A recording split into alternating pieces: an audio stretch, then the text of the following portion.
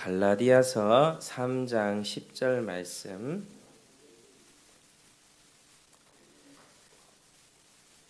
갈라디아서 3장 10절.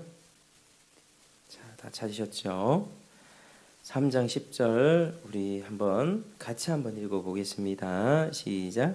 물은 율법 행위에 속한 자들은 저주 아래에 있나니 기록된 바 누구든지 율법책에 기록된 대로 모든 일을 항상 행하지 아니하는 자는 저주 아래에 있는 자라 하였음이라. 아멘. 자, 오늘은요 이 소요리 문답 14문을 한번 배워볼 텐데 14문 주보 안쪽에 있습니다. 주보 안쪽에 문답을 같이 한번 읽어보겠습니다. 문 시작. 죄가 무엇입니까? 답 시작. 죄는 하나님의 율법을 조금이라도 부족하게 지키거나 그 법을 어기는 것입니다. 아멘. 자, 이제 14문은 이제 죄에 대해서 이제 오늘부터 계속해서 생각해 볼 텐데요. 이제 먼저 법에 대해서 한번 생각해 보겠습니다. 자, 법이라고 한다면 우리가 보통 인간 관계에서 지켜야 할 법으로서 또 도덕법이 있을 수 있죠. 도덕법, 서로의 관습과 관례, 그리고 국가의 강제력이 따르는 법이 있을 수 있습니다. 그걸 법이라고 합니다. 흔히 법이라고 하면. 그래서 우리 인간관계에 흔히 이제 상호간에 지켜야 할 도덕법이라고 하는 것은 도리죠, 도리. 아니 그 사람이 그랬다고? 아니 도대체 그런 법이 어디 있나? 이렇게 우리가 이렇게 표현하죠. 그러니까 어떤 사람이 도리를 지키지 않았을 때 어떻게 그런 법이 있냐고 우리가 책망을 막 합니다. 그게 인간관계의 룰이고 마땅히 행해야 할 도리를 뜻하는 것입니다. 그런데 우리는 이것을 어겼다고 이렇게 뭐 강제력이 있어서 뭐 죄인이라고 선고하고 뭐 처벌하지는 않습니다. 뭐 인간이 왜 저러나, 인간이 덜 됐다 이런 식으로 우리가 비판하고 뭐 정죄하고 그렇게 하죠. 자, 이것보다는 좀 더 강제력 있는 법이 국가법이죠. 국가법. 뭐 사기나 살인이나 강도, 그리고 뭐 여러 가지 흉악 범죄들, 이런 법을 어긴 사람들을 우리는 바로 죄인이라고 그렇게 표현합니다. 죄인, 국가의 강제력을 이렇게 있는 법. 그리고 이런 도덕법과 국가법 한번 따라해 보실까요? 도덕법, 국가법, 도덕법, 국가법. 이런 법은요 모두 하나님의 법으로부터 나왔습니다. 하나님의 완전하신 율법으로부터 나왔습니다. 그러니까 왜 그렇습니까? 사람이 하나님의 형상으로 지음 받았죠. 사람의 형상으로 지음 받았기 때문에 사람 안에 양심이 있습니다.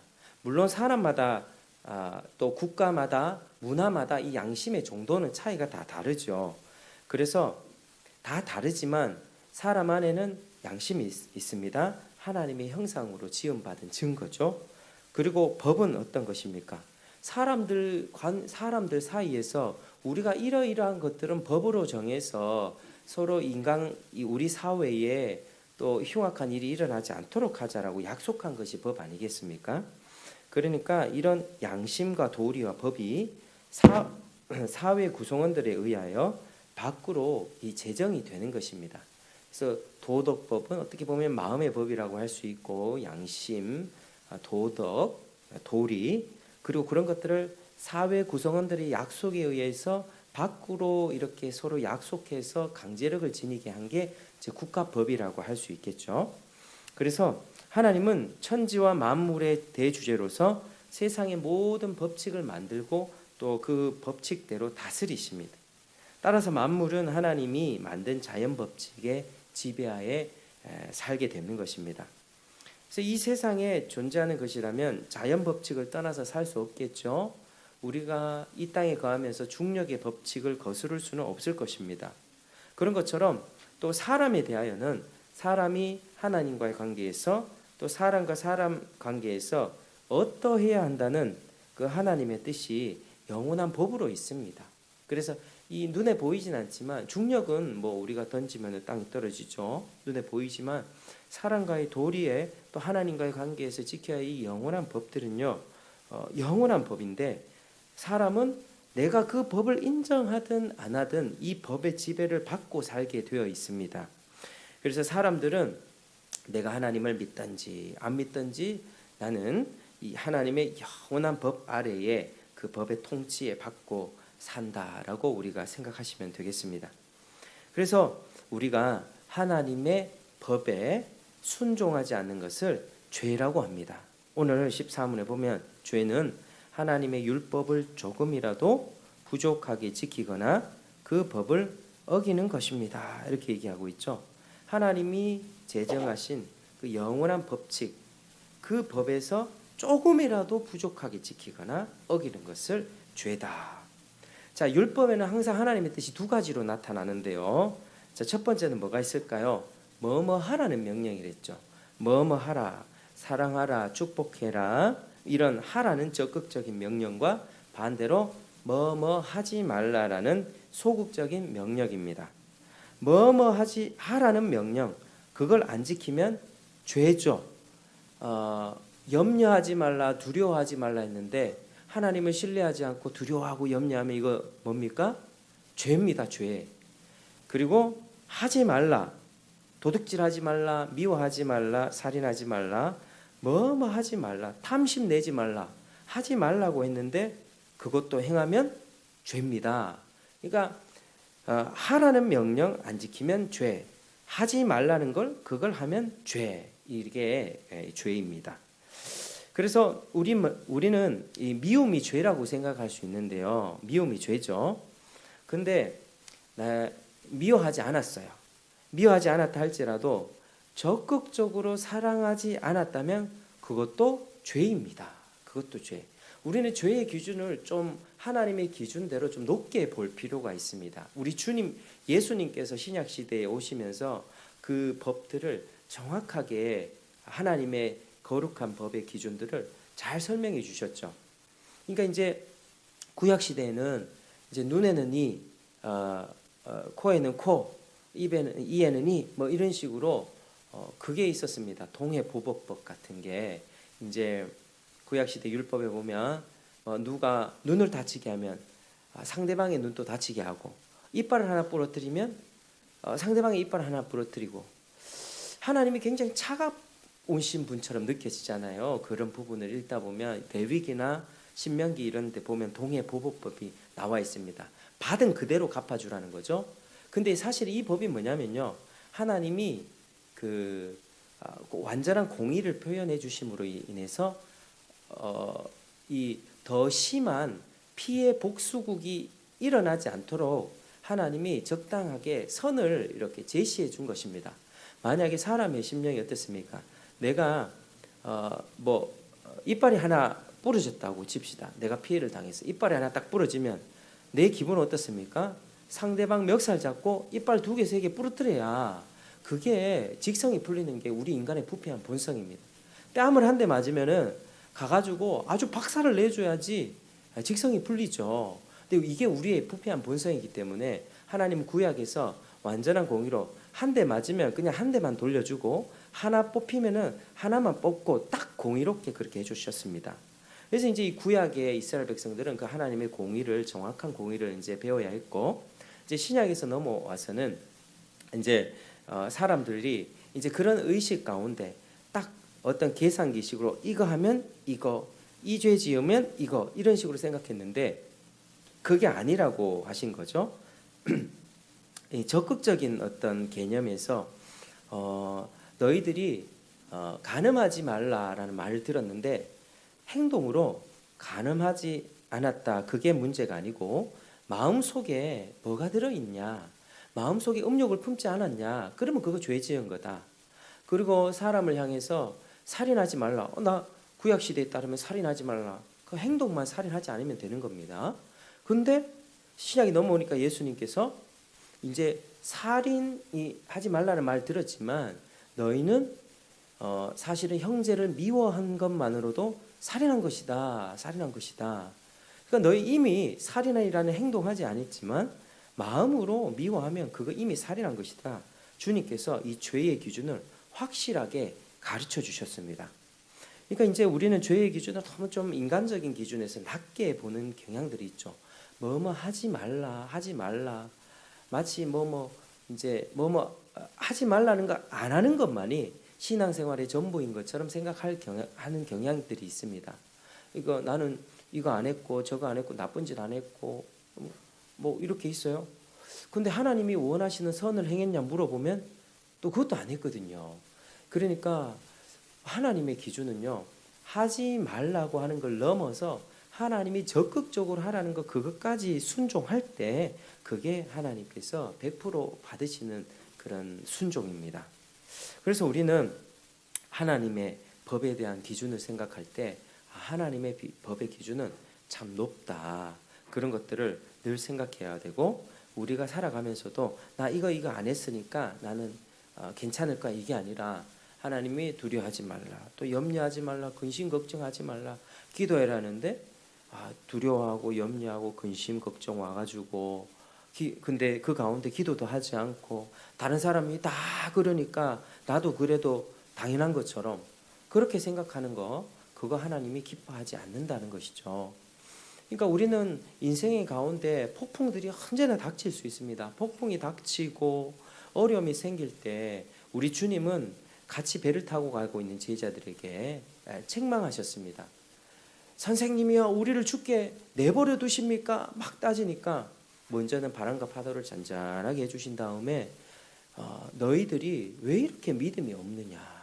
우리 주님은요, 고물에서 깊이 잠을 주무시고 계셨거든요. 막 물이 넘쳐가지고 배가 가라앉을 지경이 되었지만 그때까지 주님은 깊은 잠을 주무셨습니다. 인간으로서 피곤하셔서 그렇게 하셨겠죠. 그리고 하나님의 아들로서 하나님을 깊이 신뢰했기 때문에, 100% 신뢰했기 때문에 어떤 환경에도 요동치 않을 수 있었던 것입니다. 근데 이제 제자들은 그 환경에서 환경 일이 터지고 막 이리저리 물이 막 들어오니까 살려주십시오, 우리를 가만히 내버려 두지 마십시오, 막 다그치니까 너희들이 믿음이 없는 것이다. 너희들이 믿음이 없는 것이다. 그러니까 우리는 오늘날 일상생활을 살아가면서 너무나도 이 죄에 대한 어떤 순종에 대한 부분들이 많이 약화되어 있습니다. 예를 들면 코로나 시절에 코로나가 막 산발적으로 막 터지죠. 근데 이제 많은 사람들이 이런저런 이유로 교회를 안 나오기 시작했어요. 근데 우리가 생각해서 보면 예배는 정말 우리 목숨이거든요. 어떤 상황 속에서도 나는 예배하네. 어떤 상황이라도 내가 예배의 자리 지키고 하나님 앞에 은혜 받으려고 하는 막 몸이 쓰러지는 한이 있어도 예배 자리에 오는 그 모습을, 사실 하나님이 그 모습을 기뻐하시는 거예요. 근데 우리는 어떤 상황에, 이 상황이 딱 터지고 저 상황이 터지면 어쩔 수 없었어. 상대방을 향해서도 정말 그랬겠네요. 그 정도면 주일 빠질 수 있었겠네요. 이런 식으로 자꾸 상담을 하고 우리식의 생각들이 자꾸 낮아진다는 거예요. 기준 자체가 하나님의 기준으로 생각하는 것이 아니라 인간적인 관점과 생각으로만 자꾸 낮아지니까 교회 안에서 정말 그랬겠어. 막 죄 지은 사람한테도 내라도 그랬겠어. 그러면 안 되죠. 우리가 속으로는 그렇게 생각할 수는 있지만은, 그러나 우리 정말 조심해야 됩니다. 우리 왜냐하면은 정말 그럴 수밖에 없었겠네요라고 이야기를 하면 사실은 그 죄를 합리화하고 정당화할 수 있기 때문입니다. 사람이 하나님 앞에서 자기 자신의 죄를 보는 듯한 그 관점을 가질 수가 없게 됩니다. 우리들이 자꾸 그런 식으로 얘기를 하게 되면 어쩔 수가 없었겠네요. 그러니까 우리들에게 있는 참 신앙의 기준 자체가 점점 약화되어지고 가고 있는 이 모습 가운데 참 쉽지 않은 부분들이, 쉽지 않은 싸움이 이 싸움이라고 저는 생각이 됩니다. 하나님의 기준으로 생각하고 그것은 내 믿음 없음이죠. 내가 지은 죄죠. 그 상황이 문제가 아니라 국가 탓이 아니고 그건 남편 탓, 아내 탓이 아니고 자식 탓이 아니라 그 상황을 넘지 못하는 나의 믿음 없음이 문제고, 그 믿음 없음을 극복하기 위해서 간절히 기도하지 않는 기도의 분량이 부족한 나의 문제지, 자꾸 그걸 가지고 상황 탓이고 이렇게 하면 하나님의 기준대로 나 자신을 보지 못하고, 그로 인해서 내가 죄를 자각하지 못하면 그리스도를 향해서 믿음을 붙잡지를 못합니다. 믿음 하는데요, 믿음이 올바른 믿음을 갖기 위해서는 내가 얼마나 정말 하나님 앞에 천한 존재인가를 철저한 죄에 대한 자각이 있을 때라야만, 그때 어찌합니까? 하나님 나 지옥 가서 어찌합니까? 라는 그런 탄식과 그런 고백 가운데 예수를 향한 믿음을 확실하게 붙잡을 수 있는 것입니다. 그래서 우리는요, 절대로 이 기준을 낮추면 안 됩니다. 그래서 하나님의 법에 관한 이 중요한 기준 두 가지가 있습니다. 자, 오늘 말씀에 읽었죠. 3장 10절을 읽었는데 자, 다시 한번 읽어볼까요? 자, 무릇 율법 행위에 속한 자들은 저주 아래 있나니 기록된 바 누구든지 율법책에 기록된 대로 모든 일을 항상 행하지 아니하는 자는 저주 아래 있는 자라 하였습니다. 아멘. 자, 이 보면요, 첫 번째로 하나님의 법은요, 한번 따라 해보실까요? 모든 일을 항상, 시작, 모든 일을 항상. 자, 이게 뭐냐면요, 자, 첫 번째로는요, 하나님의 법은요, 모든 법 중에 하나라도 어기면 안 되는 성격의 것입니다. 막 구약에 이제 법들을, 율법들을 유대인들이 막 이렇게 정리를 했는데요. 그 개수를 따지니까 613가지가 나오고요. 그 중에서 365개가 뭐뭐 하라, 그리고 뭐뭐 하지 말라는 248개, 이런 식으로 나왔거든요. 이게 이제 그 613가지에 되는 법 중에서 내가 한 600개는 지켰습니다. 600개 지켰는데 13개 못 지켰어요. 그러면 우리가 상대 평가를 치자면 굉장히 높은 점수를 받겠죠. 613개 중에 600개를 이상 맞았으면 이거 놀랍게 지킨 겁니다. 그런데도 13개를 지키지 못했기 때문에 어떻게? 불순종한 겁니다. 모든 법들을 다 지켜야 돼요. 모든 법들 하나라도 어기면 안 되는 거예요. 하나님은 99점을 원하시는 게 아니라 몇 점을 원하신다고요? 100점을 원하십니다. 이게 행위 언약의 원리예요. 하나님은 우리에게 100점을 원하시는데, 아니 도대체 해 아래 살아가는 인간 중에서 100점 맞을 사람이 누가 있습니까? 그래서 100점짜리 인간을 보내주셨잖아요. 예수님이 죽고 부활하셔가지고 그분이 부활의 첫 열매가 됨으로써 우리가 예수를 믿으면 하나님이 우리를 볼 때 어떻게 보십니까? 너 100점짜리야. 왜? 내 아들 예수의 피가 너를 다 씻어줬기 때문에 너 100점짜리야. 이렇게 해주시는 것입니다. 그래서 우리 주님은요, 100점을 요구하신다. 이걸 기억하셔야만 합니다. 자, 두 번째 뭐냐면요, 하나님의 법은요, 모든 일을 항상이라 되어 있죠. 항상, always. 그러니까 한 번 순종하면 끝나는 성격의 것이 아니라 일회성이 아니라 오늘 지켰다면 내일 또 지켜야 되고 모레도 지켜야 되고 내가 살아 숨쉬는 전 일생 동안 계속 꾸준히 순종해야 되는 명령입니다. 내가 오늘은 아주 성령 충만해가지고 오늘은 원수까지 사랑할 수 있는 믿음으로 오늘을 살았다고 칩시다. 오늘은 죄를 지은 게 없다고 칩시다. 그런데 그건 내일 딱 됐을 때 내일 어떻습니까? 내일은 성령 충만하지 못해서 하나님을 그렇게 섬기지 못했습니다. 그러면 그것도 법을 어기게 된 것입니다. 하나님의 법은 일회성이 아닙니다. 우리 전생의 요구, 심지어 내가 믿지 않았을 때의 그 과거에도 하나님, 나 그때 하나님 몰랐는데요, 하나님의 법을 알지 못했는데요, 믿기 전이었잖아요. 아니요, 그거 상관없습니다. 우리는요, 내가 믿든 안 믿든 태어나는 순간 하나님의 영원한 율법의 지배를 받게 되어 있고, 그게 이제 살아오면서 계속 죄를 쌓은 겁니다. 억만 가지 죄를 계속 쌓으면서 오다가 어느 순간에 주님께서 우리를 건져내 주신 거죠. 그래서 하나님의 법에 관한 중요한 사실이 always입니다. 모든 법을 항상. 그래서 모든 법을 항상 지키지 아니하는 자는 어디에 있다고 합니까? 저주 아래 있는 것입니다. 저주 아래. 그러니까 하나님은요, 죄가 하나도 없으신 순결하고 거룩하고 영광의 빛 가운데 거하시는 분이므로 작은 어둠조차도 볼 수 없는 분입니다. 99점 맞은 인생도 그분 앞에 의롭게 설 수 없는 것이죠. 이게 하나님의 법의 완전성입니다. 그리고 그걸 요구를 하세요. 요구를. 그렇게 모든 법에 항상 사람이 하나님의 법에 순종할 때 하나님이 뭘 약속하셨습니까? 영생을 약속하셨습니다. 아담이 그렇게 이제 법을 받고 아담이 그걸 지켰더라면 영생을 얻고 더 나은 상태로 갈 수 있었을 텐데 그게 깨져버린 것이죠. 아담은 그렇게 순종할 수 있는 상태로 태어난 것입니다. 하나님은 선하고 거룩하고 의로운 법을 인간에게 주셔서 인간을 더 복되고 거룩하게 해주시기 위해서 율법에 순종하라고 명령했던 것입니다. 그래서 우리는 하나님의 법을 생각할 때 자꾸 이렇게 구속이라고 생각을 할 수 있습니다. 사실은 이렇게 우리도 노예 목사님들 모임 가면 법이요 이렇게 하잖아요. 그럼 저 사람 또 법이요 한다 하는데, 저도 이 성경을 계속 읽고 묵상하다 보면요, 법이 이게 마치 부정적인 뉘앙스로 사람들이 사용해요. 제가 예전에 이제 집에 곰팡이가 폈을 때, 심하게 곰팡이가 폈을 때 이제 주인하고 전화를 하다가 도저히 안 되니까 이제 그 계약서에 나온 이제 법을 가지고 얘기를 했던 적이 있었어요.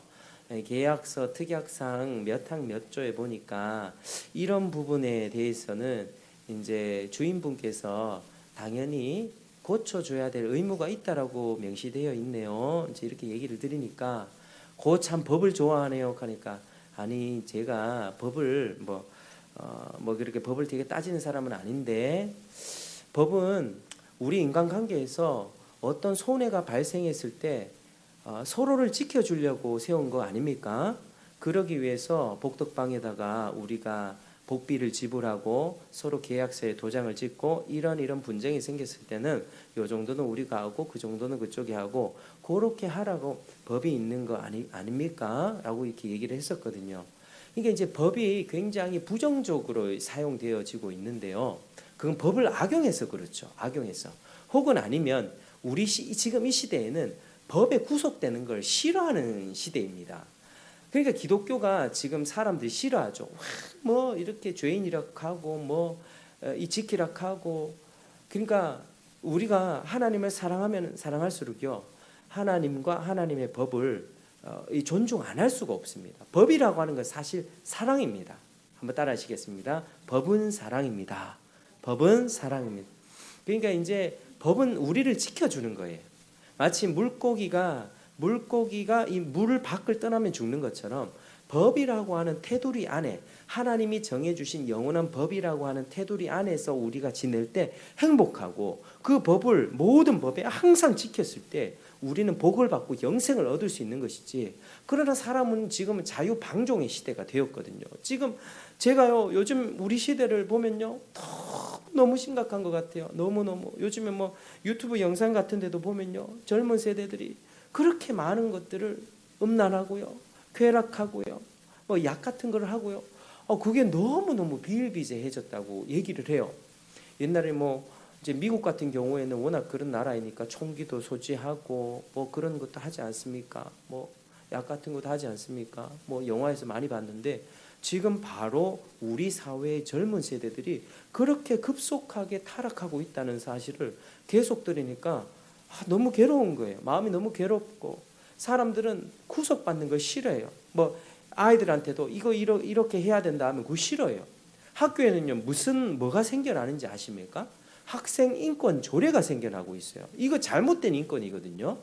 학생 인권이라고 해서 학생의 권리 존중해줘야 되죠. 뭐 학생이 구타 당하고 그러면 안 되잖아요. 옳고 그름에 대해서는 정확하게 우리가 따져줘야 될 필요가 있습니다.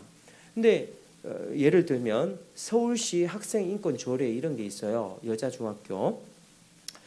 중학교 학생이 임신이나 출산이나 성적 지향으로 인해서 차별받으면 안 된다라는 조항이 있습니다. 그러면은 여자 중학생이 이렇게 아이가 생겨와서 학교에 딱 왔어요.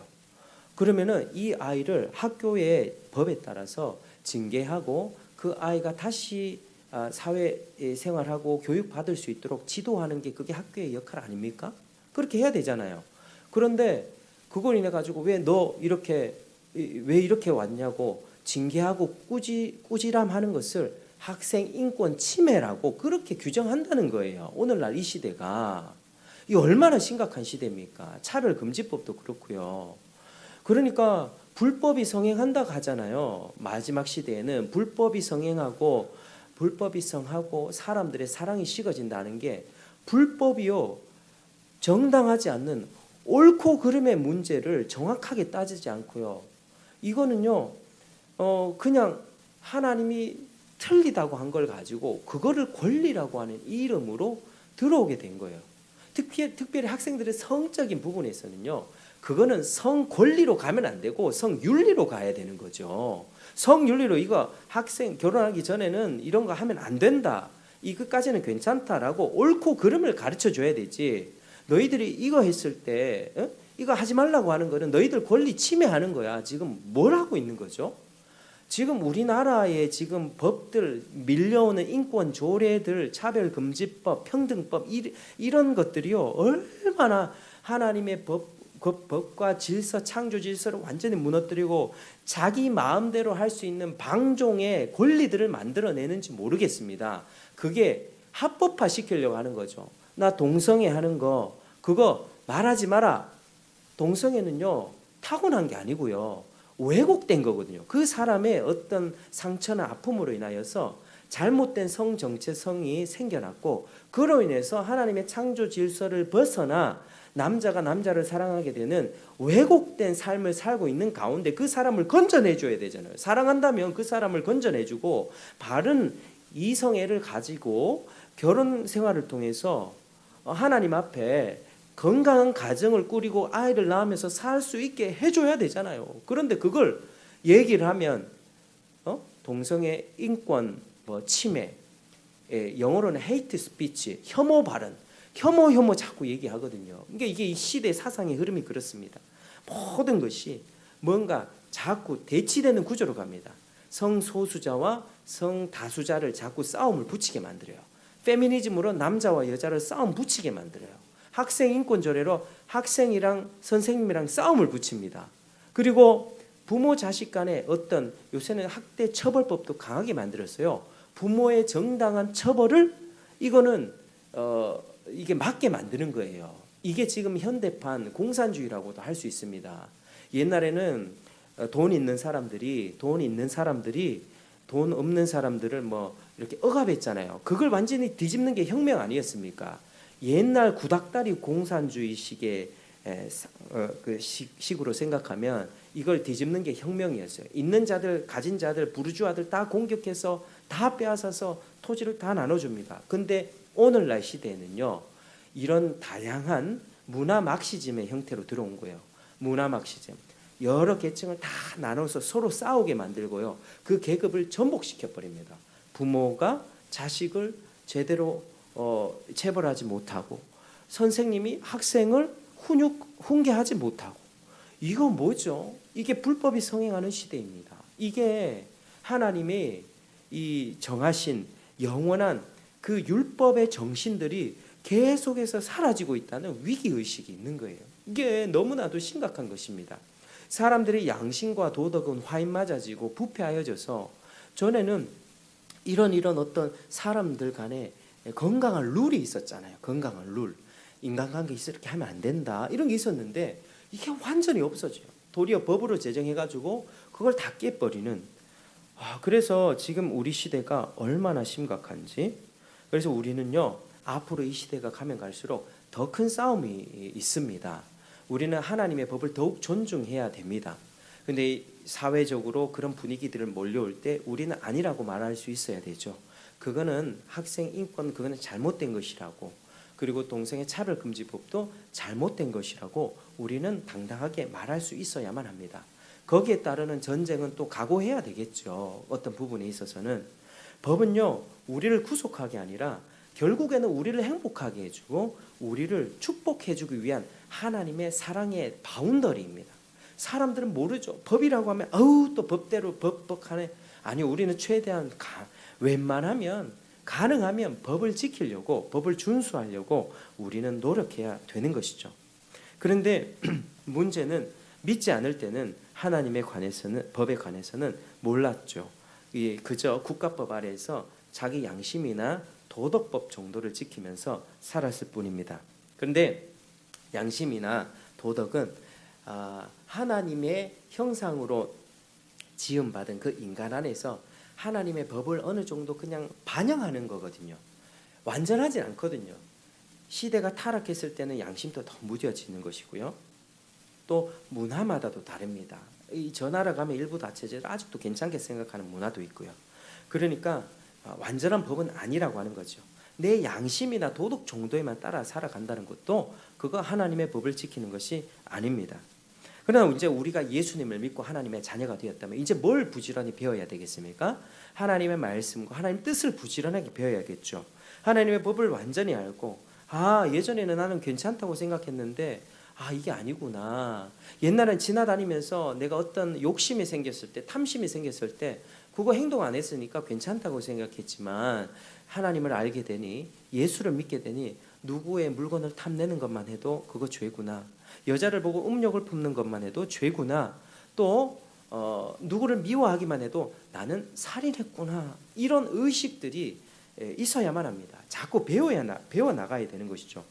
그래서 그 법을 알고 순종하기 위해 우리는 애쓰고 노력해야만 합니다. 우리에게 믿음을 주신 이유는 순종하는 자녀로 회복시키기 위함이죠. 우리에게 왜 믿음을 줬습니까? 왜 우리를 구원해 주셨습니까? 믿어 순종케 하려고. 아, 난 믿었으니까 이제 천국 가니까 조금 뭐 마음대로 살아도 괜찮겠죠. 천만에요. 구원파식의 생각들은 버려야만 합니다. 그런 생각들이 얼마나 팽배하게 있는지 모릅니다. 죄를 지어도 괜찮다는 말이 아니고요.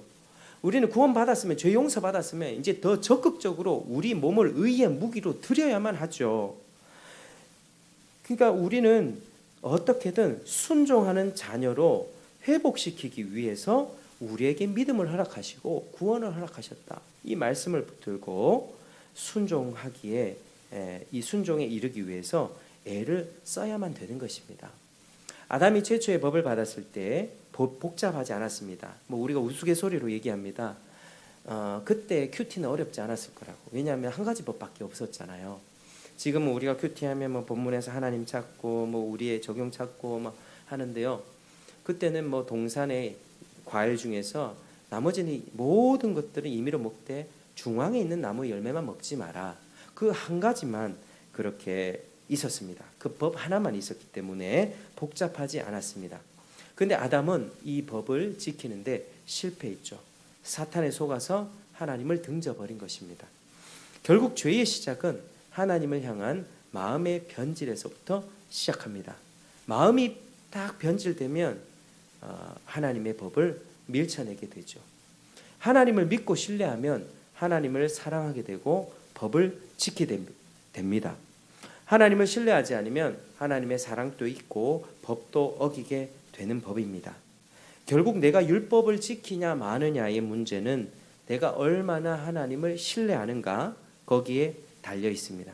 따라서 우리가 하나님의 자녀라면, 정말 우리가 믿음 안에 있다면 이제 하나님께서는 우리 양심을 깨끗이 씻어주시고요. 우리의 모든 죄책에서부터, 모든 부패로부터, 죄책으로부터 우리를 건져주십니다. 그러니까 지옥은 가지 않는 거죠. 그리고 마음속에 있는 부패와 때들은 하루하루 지나가면서 죄의 악성들은 이제 삶 가운데 부닥치는 부분들로 인해서 하나하나씩 깎아 가신다라고 하는 것입니다. 그래서 우리가 하나님의 자녀라면 순종하기 위해서 정말로 애를 써야만 합니다. 하나님의 법이 얼마나 높은지, 그리고 우리가 그 법을 생각할 때 순종할 수 없어. 이건 이미 진 거예요. 이미 어떻게 이런 법을 지킬 수 있어? 원수 사랑해라. 이 말씀 있죠. 우리가 그 말씀하면서 어떻게 헤아려서 살면서 어떻게 원수 사랑할 수 있어? 아니요. 그거는 생각 전쟁에서부터 마귀에게 진 것입니다. 우리가요, 모든 일을 항상 100% 지킬 수는 없겠죠. 오늘은 성령 충만하다가도 내일은 성령이 또 뭐 이렇게 성령 충만하지 못해서 죄를 또 지을 수 있고요. 완전한 순종이 우리에게 불가능하다고만 생각한다면 그것은 하나님 앞에 생각 전쟁에서 이미 진 것입니다. 그래서 우리는 순종에 이르기 위해서 하나님이 어떤 분인가, 또 하나님의 뜻은 어떤가, 그런 지식들을 가지고 순종에 이르기 위해서 우리가 기도를 해야 합니다. 오늘 오전에도 기도를 참 많이 강조를 드렸는데요. 우리는 기도해야 합니다. 정말 기도해야 됩니다. 근데 요즘엔 기도를 잘 안 하거든요. 이게 문제예요. 기도 안 하고 자꾸 상대방 탓만 하고 있어요. 어떤 문제 딱 봉착되면 제자들이 그 아까 폭풍 가운데 딱 들어왔을 때 주님이 꾸짖으셨잖아요. 당연히 그럴 수 있다. 나라도 그랬겠어. 아니고 너희들 믿음이 없는 거야. 너희들 100% 하나님을 신뢰하지 못하기 때문에 폭풍 가운데 자꾸 다그치게 되는 거야. 우리 폭풍이요, 인생 가운데 폭풍 없지 않잖아요. 이 폭풍, 저 폭풍, 이 폭풍 지나가면 저 태풍 올려오고, 그 가운데 우리 어떻게 해야 되겠습니까? 순종이 불가능하다고 낙심해 버리겠습니까? 어떻게 하겠습니까? 그냥 이 생은 망했다라고 그렇게 생각하면서 하시겠습니까? 아니요. 우리는 어떻게 하면 순종에 이르기 위해서 하나님 앞에 간절히 기도를 하셔야 돼요. 간절히 기도하고, 하나님 나 이런 부분에 잘 안 되는데요, 하나님 좀 도와주세요. 하나님 도와주세요. 기도를 해야만 합니다. 시험에 들지 않게 너희가 깨어 기도하라 말씀하셨죠. 그리고 주기도문 가운데도 너희가 시험에 들지 않게 도와주시옵소서, 이 기도가 있습니다. 악한 자로부터 건져 주십시오, 이 기도가 있습니다. 우리는요, 늘 우리가 취약한 부분에 있어서 하나님이 천지 만물을 주관하시는, 섭리하시는 분이 우리의 인생 가운데 고난의 강도와 어려움의 정도를 다 조절해서 주십니다. 적당하게 조절해서 주시는데요, 우리가 어느 부분에 자꾸 넘어지는 부분이 있잖아요. 그럼 하나님 그거 계속 훈련시키시는 거거든요. 그 훈련시키실 때 나는 안 되겠다 이게 아니라, 하나님 어떻게 하면 이 부분에 시험에 들지 않도록, 시험에 들지 않고 능히 순종할 수 있을까? 하나님 도와주십시오. 내가 이 부분에서 너무 약합니다. 그래서 어느 한날은요, 기도를 충만하게 해요. 기도를 충만하게 하고 눈물 막 흘리고 와요. 근데 집에 가서 그 취약한 부분에 딱 하면은 또 그게 발끈하게 돼요. 그거는 기도해서 그런 경험을 해본 사람만 압니다. 기도해도 안 되는구나가 아니고요. 기도했을 때 사탄이 기도해서 성령 충만한 그 영혼들을 넘어뜨리기 위해서, 그 받은 은혜를 한꺼번에 다 쏟아버리기 위해서, 좌책감과 좌절감으로 인해서 하나님 앞에 나아가는 걸 더 부끄럽게 만들기 위해서 그런 취약한 부분 가운데 막 더 자극을 해요. 그러면 우리는 거기에 반응을 할 때 더 조심해야 되죠. 그러니까 기도를 늘 마칠 때, 하나님 나의 취약한 부분에 있어서 시험에 들지 않도록 주님 도와주십시오. 늘 정기적인 기도 시간을 가지면서 기도를 마칠 때는 그렇게 기도하시길 바랍니다. 저도 그런 부분에 얼마나 많이 실패했는지 모르겠습니다. 어느 한날에 막 기도하고 눈물 흘리고 왔어요. 그런데 집으로 올라가서 어떤 상황에서 팍 터지면요, 혈기가 확 나오는 거예요. 내가 왜 이러지? 분명히 은혜 받고 왔는데 왜 이런지 모르겠어요. 그거를 이제 지나다 보니까 알게 됐어요. 사탄이 기도하는 그 10년 가운데 얼마나 공격하고, 그 다음번에 하나님 앞에 나아갈 때 어떻습니까? 마음이 부끄럽잖아요. 하나님, 나 같은 죄인, 이게 믿음이 연약하면요, 그냥 기도 안 해버립니다. 그런데 조금 더 뻔뻔하게 하나님 앞에 나아가는 사람은, 하나님 그래도 주님을 붙잡습니다. 우리가 어떠해야 되겠습니까? 뻔뻔하게 주님을 붙잡아야 합니다. 왜요? 우리는 애초부터 100점짜리 아니었거든요. 모든 일을 항상 지킬 수 없는 사람이었거든요. 구원받아서 여기까지 적당히 잘 왔는데, 그런 부분에 딱 드러났을 때 기도해야죠. 하나님 순종할 수 있게. 그리고 기도했다면 하나님 시험에 넘어지지 않게. 저는 이런 부분이 너무 취약해요. 하나님 도와주십시오. 순종케 하여 주십시오. 우리 안에 나는 이런 부분이 안 돼가 아니라, 주여 믿음 없는 나를 도와주시고 순종에 이를 수 있도록 도와주십시오. 이렇게 기도하는 사람이 되기를 축복합니다.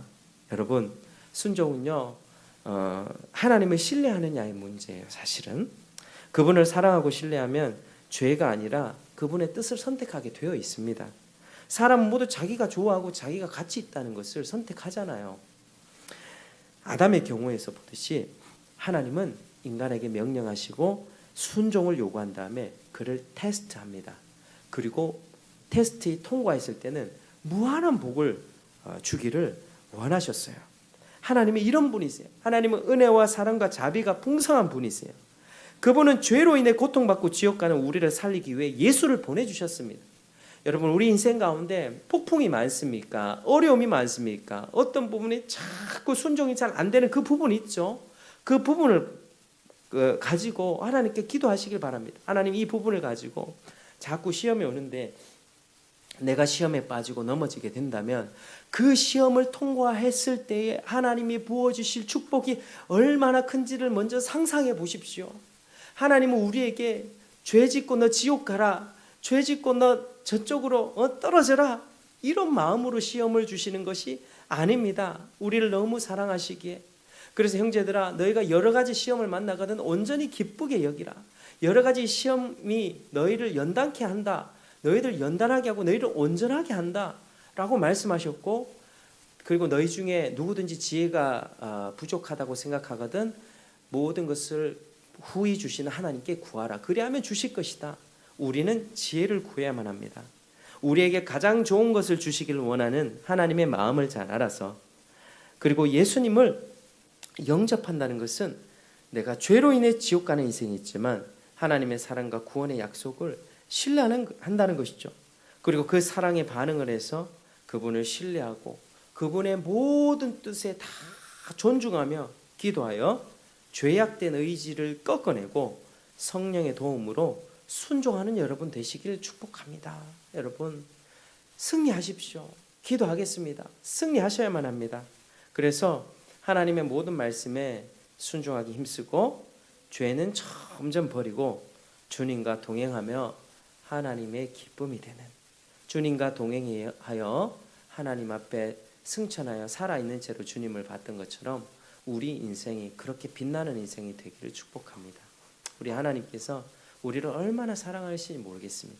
사랑하고 은혜 주기를 원하시고 우리가 하나님 앞에 잘 나가지 않기 때문에 적당하게 이 정도 적당한 선에서 괜찮다라고 생각하기 때문에 문제인 것이죠. 우리 안에 이런 어리석음들 다 벗어 던지고 하나님 앞에 뒤로 가거라. 하나님 앞에 우리가 온전하게 순종하는 우리 모두가 되기를 주의 이름으로 축복합니다.